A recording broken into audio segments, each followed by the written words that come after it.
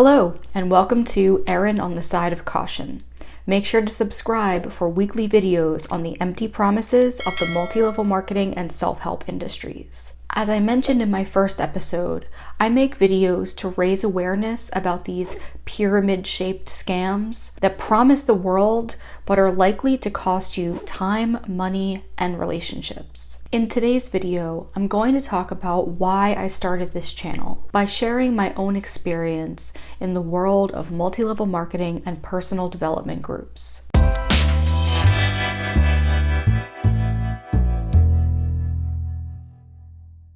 The story begins in the fall of 2013. One random day after relaxing in the bath, I experienced a terrifying medical emergency. I suddenly couldn't breathe and my heart started pounding out of my chest. I had a pulmonary embolism, or a blood clot in my lung.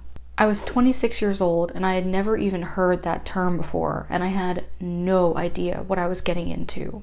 I ended up developing panic attacks because of this sudden traumatic experience, which were made even worse because of the fact that the symptoms of the panic attacks were almost identical to the symptoms I experienced that first night with the pulmonary embolism.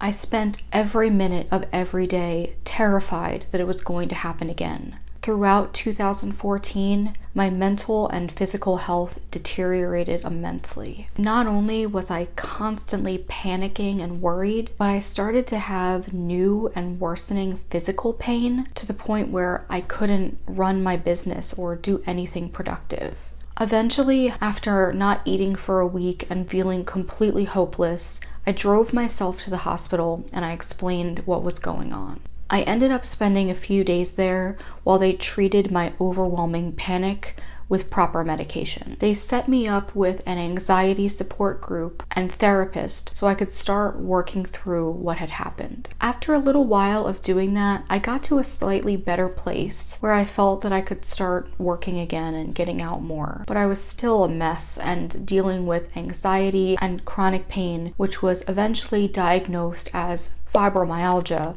as a result of the initial experience. Now, I included that part of the story about my medical emergency and the aftermath because it illustrates how vulnerable I was and how desperate I was to get better. I was tired, anxious, unhealthy, and scared, and I wanted to feel like myself again. I was looking for answers and guidance because I felt lost. In the spring of 2015, I attended a networking event where local businesses and organizations had tables set up to feature their products and services. There was a woman there who was selling supplements, and she spoke to the group about a book that she said helped change her life. I ended up winning a raffle drawing and got a free copy of the book, which came with a phone consultation with the author. I read through the book and it seemed like the author had overcome a lot of adversity. I saw myself in her story as she spoke about overcoming things like eating issues, past trauma, and feeling hopeless. I didn't know what to expect about the consultation other than the fact that she was going to ask me some questions and see what I thought about the book. When I spoke with her, she elaborated on her personal story, which included overcoming various types of abuse, an eating disorder, and low self-esteem. And she said that she developed her program to help other women with similar issues. It was a 10-week program, and she said that based on the discussion that we had just had on the phone consultation, that I would be a perfect fit. Oh, and it was $5,000. Right there during the consultation, I was pressured to make a decision on the spot to join the program. Huge red flag. Now, today is focused on the story itself, and I will do a future video about red flags and warning signs of MLM, but let's add this handy red flag alert to see how many we can find. All right, back to the phone call. There was no consulting with family or a significant other about such a large purchase, and I was told that if I said no and decided to change my mind, there would be no other chance. She told me I needed to think of it as investing in myself. And I was made to feel like I would be missing out on a huge opportunity if I said no. I had no idea how I was going to pay for it, but I joined. Before the program started in the summer, we were told to cut out sugar and caffeine at least 2 weeks before our start date. She explained that she felt like sugar and caffeine were like drugs that cloud your mind and make it so that you can't process things clearly. Now, there may be some truth to that, but it was pretty extreme for her to expect or mandate that of everyone in the group. We were also given a list of supplements to purchase, such as vitamins, powders, and shakes, which was on top of the program costs. A few women in my group experienced awful caffeine and sugar withdrawal symptoms. The small group of women, about 5 of us, met every week virtually. We were given assignments every week and also taught different self-help methods on each call. Some of them were helpful, but a lot of them were based in pseudoscience and unverified claims, such as neuro-linguistic programming and other techniques pushed by mega guru Tony Robbins. The woman who ran the program had apparently had a profound experience at one of his events when she was younger. Eventually, she got certified by him and went on to start her own program, using a lot of similar tactics as him and also adopting some of her own. To my knowledge, she has no formal background or education in counseling or psychology, even though she claims that her program helps people with every issue from low self-esteem to serious abuse and PTSD. I remember there being a strong anti-therapy and anti-counseling message throughout the program. Therapy was portrayed as this long-term, almost prison sentence-like experience. And the promise of her program was that instead of spending years in therapy, you could use her methods to get better quickly. At the end of the program, there was an annual weekend retreat where all the different program groups that were going on simultaneously would meet once a year and all meet up with each other. It just happened to be close to me geographically, but many of the women had to drive or fly pretty far to get there. The cost of the retreat was built in for the first year, but didn't include things like travel or hotel expenses. The whole thing was essentially a mini Tony Robbins event, where we engaged in seminars, activities, and visualization for like 10 hours a day for 3 straight days. There's a lot to unpack here, which I'll go over in future videos, but a lot of the presentations and teachings were based in pseudoscience and questionable practices. At the time, I took everything at face value because I never really looked into any of these terms, what we were doing, and it was all presented in this very scientific and research-based sort of way, and I trusted her. So I assumed that everything she was teaching us was scientifically proven and researched and well known. I didn't question it at the time. They said that the whole experience was designed to give you some sort of breakthrough. There were also a variety of experts and friends of hers that she brought in for different sessions, such as a naturopathic doctor and her own husband, who was heavily involved with all of her events. And he did a variety of seminars and presentations on relationship advice. Near the end of this event, they sat us all down and she told us about a variety of other retreats and programs that they offered throughout the year that were available to us. Things like relationship weekends, women empowerment or goddess weekends, and various business and personal coaching services. All of them were really expensive and continually sold to us as investing in ourselves. I didn't think about it at the time, but later on, as I did a lot of research and looked back on these experiences that I went through, I realized that this and lots of other groups like it, they tell you that they're going to be some kind of quick fix or that they have a program you can go to, and you kind of expect that you're going to go through it and be better.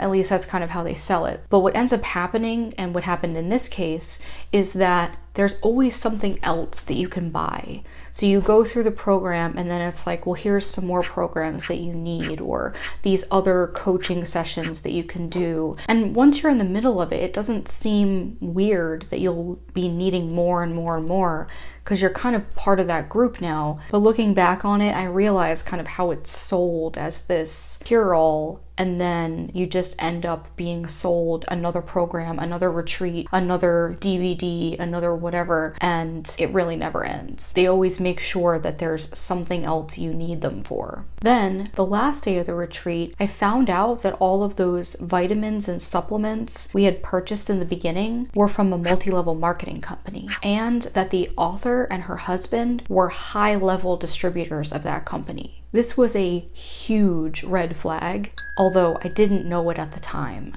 This meant that when every new group of women joined the program and purchased the supplements, the author and her husband made a commission off of them. And as long as the women keep using the supplements, which they're highly encouraged to do, the commissions continue every month. So at the end of the first retreat, they presented this opportunity to us to enroll as sales associates or distributors underneath them and make our own commissions. This is, in my opinion, one of the most egregious parts of this story. When we joined the program and were given the list of supplements to purchase, we were never told any of this stuff. It was, these are amazing, they've helped me, so they're going to help you. At one point, she even told me that one of them was going to basically cure my fibromyalgia. They sent us a link to purchase the supplements, to go through the shop and purchase. It looked like a regular online store, and many of the MLM sort of interfaces do look just like regular stores. We needed to have a login and password to get in, but that's common. That's just a very common thing with something even like Amazon. So I never at the time realized that it had anything to do with multi-level marketing. I thought it was like a GNC or a vitamin shop online, something like that. And from day one, when we were told how amazing these products are and how much they were going to help us, it kind of got into our heads over this months-long period where now we're used to taking them and we've been told how amazing they are, and we were going to not only keep taking them ourselves, but now we were given the opportunity to turn around and sell them to other people and make a commission off of something that we already loved so much. There's so much to say here about the conflict of interest there is with being someone's mentor or counselor and also making money off of their sales. Because since it's an MLM company, we were all signing up under her and her husband. So everything that we both consumed and sold made them money. But it was advertised to us as an opportunity to do good in the world and help women just like us by showing them all of these amazing products and opportunities that could change their lives. Because of course, like most MLMs, the opportunity is what's really being focused on or sold, not the products themselves. Looking back on this, it really bothers me because I feel like our good intentions were being weaponized in a way to make these people money. I know me personally, I've always had a sense of wanting to give back and make a difference in the world and help people so that they don't have to go through the things that I went through. But in this instance, it wasn't good intentions. It was using the fact that we now wanted to give back to start her little sales army and get a bunch of people underneath us so the money would flow back up to her. I think all of us ended up joining, and the timing of the sales pitch had us in a really vulnerable spot. After this big emotional weekend of high energy and seminars, we all wanted to be a part of this tribe, and we were made to feel like we were going to be helping other women live a better life by passing on this message and opportunity. After that, it became a much more business-focused relationship, with her and her husband encouraging us to attend the MLM National Conference and pushing us to get more distributors underneath us. In addition to all of the self-development and women empowerment events that she did, as a high-level distributor in the MLM,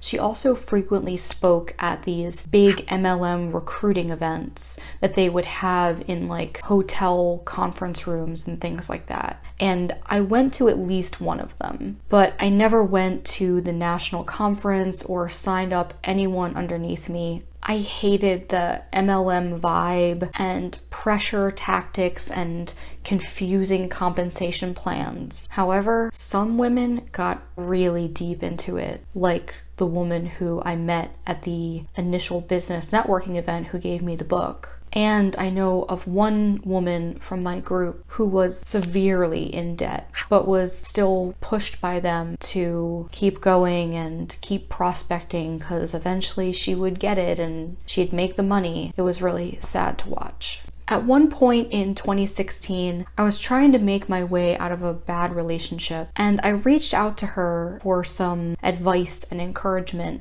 because I did still see her as a mentor at the time. When I told her that I needed help and advice, she told me to cut sugar and caffeine out of my diet for a few weeks, and that she wouldn't counsel me until I did.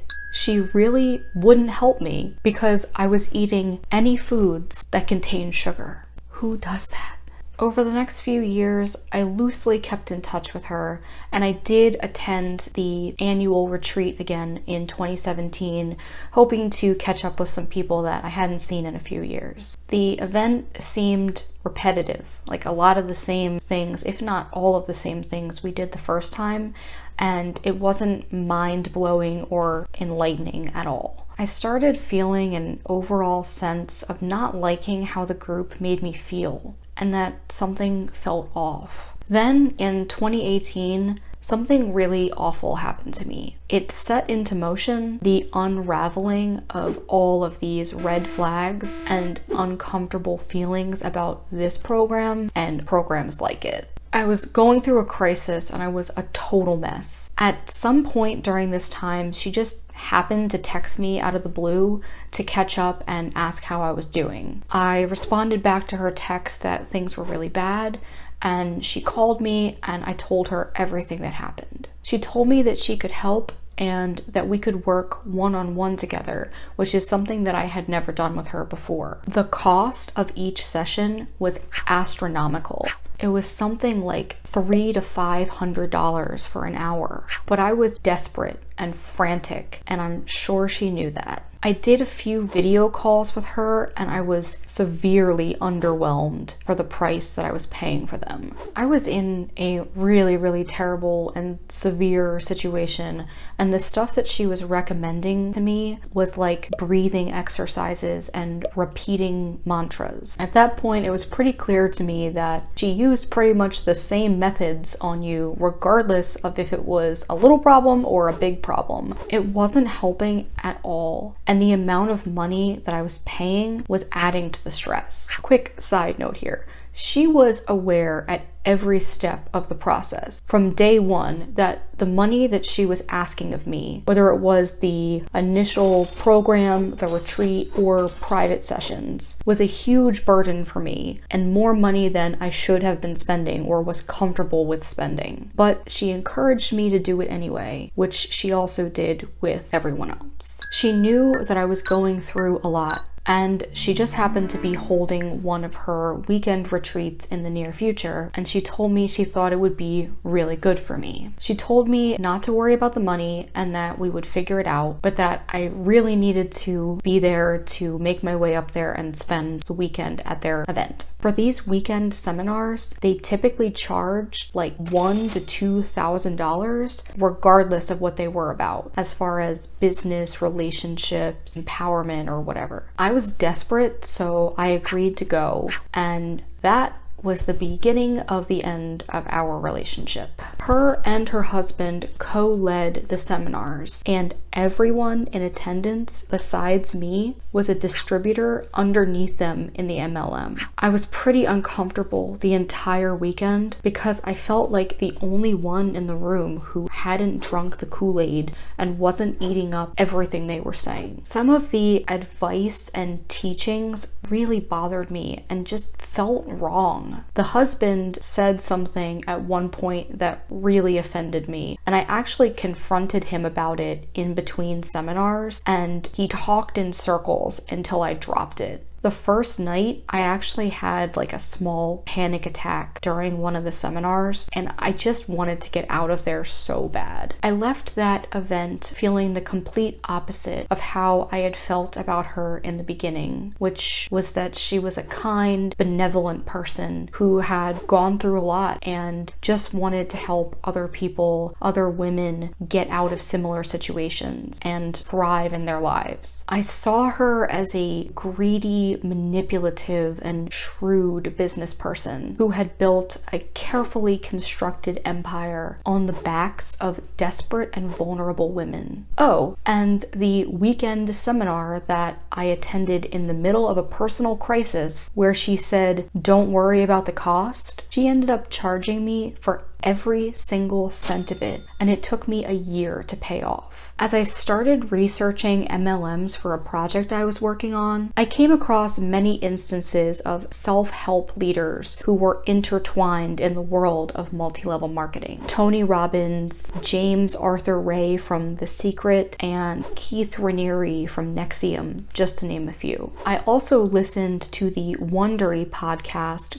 Guru: The Dark Side of Enlightenment, which I highly recommend. While I was listening to the podcast, I discovered that the activities and environments I was in with these programs and retreats were actually well-known tactics of these guru types. Things like LGAT, or large group awareness training, which is the exact way that the retreats I attended were designed, and NLP, which stands for Neuro-Linguistic Programming. She talked about NLP all the time and was actually certified in NLP, and I never questioned it. And she always referenced studies, so I just assumed that it was a well-known fact. When I started to do my research, I ended up finding out that it's actually considered to be a completely debunked method and very manipulative. The more I learned, the more my feelings during this entire experience were validated. I had always felt like something was off or didn't feel right, and I was uncomfortable with a lot of the things that were said or taught. At times, I felt like I must be the problem and that I just hadn't bought into the system or worked hard enough, but deep down I knew that wasn't true. I felt really angry and deceived and like I should have known better or done more research. But over time, I learned how many other bright, intelligent people had gotten wrapped up in things like this, and that I wasn't stupid or naive for believing it. From that point, it became my mission to raise awareness about the manipulation and empty promises of the multi-level marketing and self-help industries. I decided to use my experience and the research I had done to make videos on a variety of topics across both groups. Somewhere along the line, I came across a quote, which is, "You have been assigned this mountain to show others it can be climbed." And that's my motto as I take these negative experiences that I've been through and tell my story in the hopes that it will inspire others to see that it's possible to overcome adversity. Thanks for joining me this week. I hope it gave you some insight and an inside look into why I'm so passionate about these topics and raising awareness on these issues. Don't forget to subscribe for weekly videos and join me on the side of caution. Have a great week. Bye.